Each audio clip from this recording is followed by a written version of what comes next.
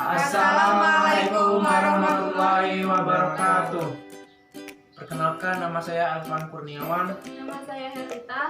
Nama saya Ella Octavia. Nama saya Alizentara. Nama saya Efek Agung Warsama. Baiklah, di sini kami dari kelompok 4 dari kelas 12 MIA 3 SMA Negeri 3 Muko-Muko. Pada video kali ini kami akan membahas tentang sel volta pada bagian baterai litium. Untuk penjelasan lebih lanjut, simak video berikut. Enjoy this video.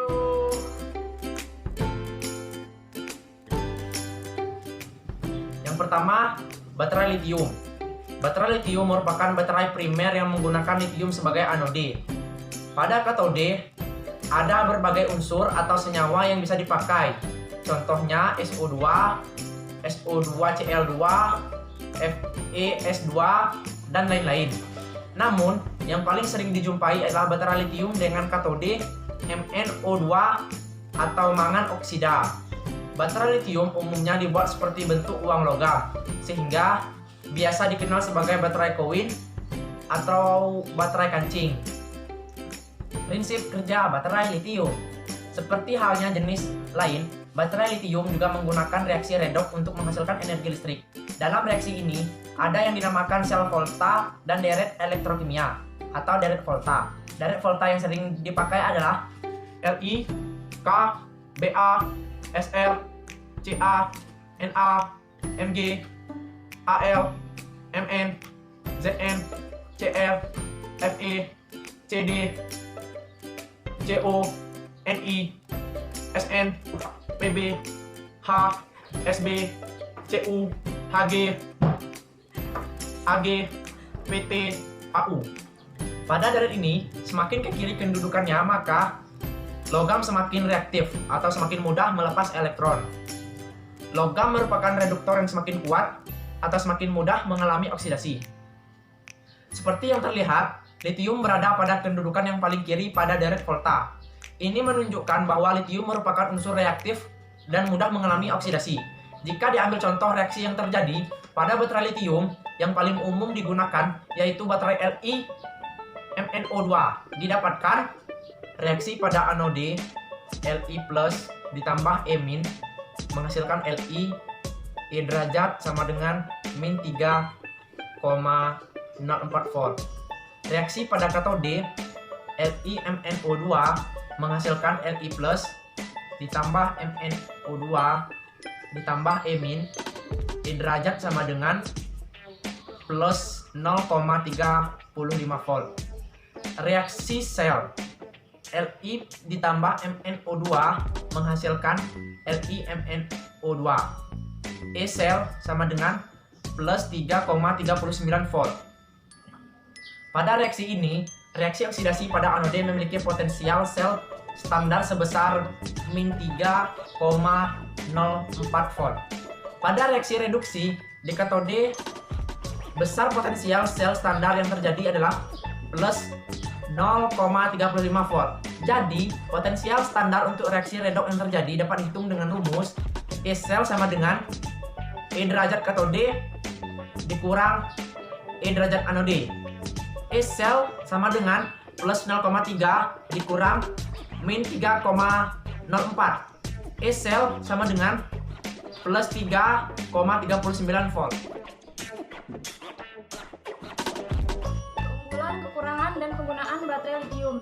Yang pertama, keunggulannya memiliki tegangan yang lebih tinggi di antara baterai jenis lain, yaitu dari 1,5 volt hingga sekitar 3,7 volt. Bisa bekerja pada suhu yang sangat rendah, tahan lama, dapat bertahan hingga 10 bahkan lebih dari 15 tahun.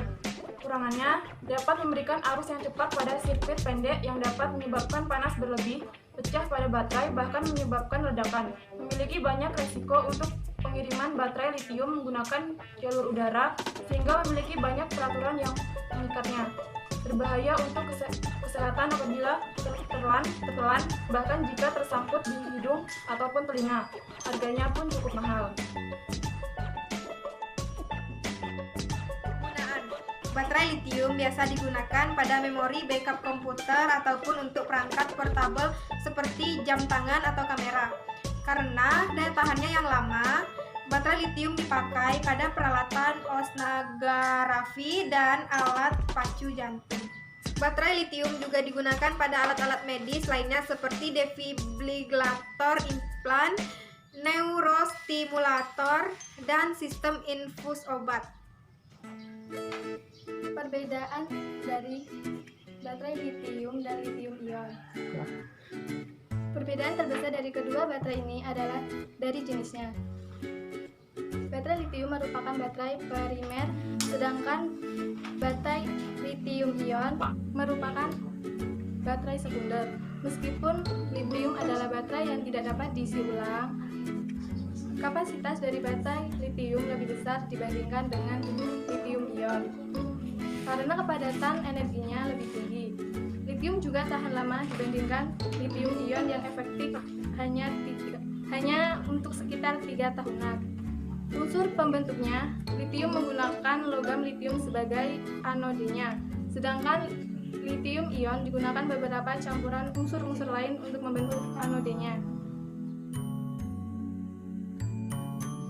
Kesimpulan, baterai litium adalah baterai primer, baterai yang sekali pakai, yang menggunakan logam litium sebagai anodanya. Yang kedua, dikarenakan bentuknya, baterai litium dikenal juga dengan baterai koin atau baterai kancing. Yang ketiga, prinsip kerja baterai litium adalah dengan reaksi redoks untuk menghasilkan energi listrik. Yang keempat, keunggulan utama baterai litium adalah daya tahannya yang lama dan arus yang dihasilkan lebih tinggi daripada baterai jenis lainnya. Yang kelima, penggunaan baterai litium pada umumnya adalah pada peralatan yang memerlukan umur panjang seperti pada jam tangan, alat oceanografi, dan alat pacu jantung. Baiklah, itulah tadi pembahasan materi dari kelompok kami.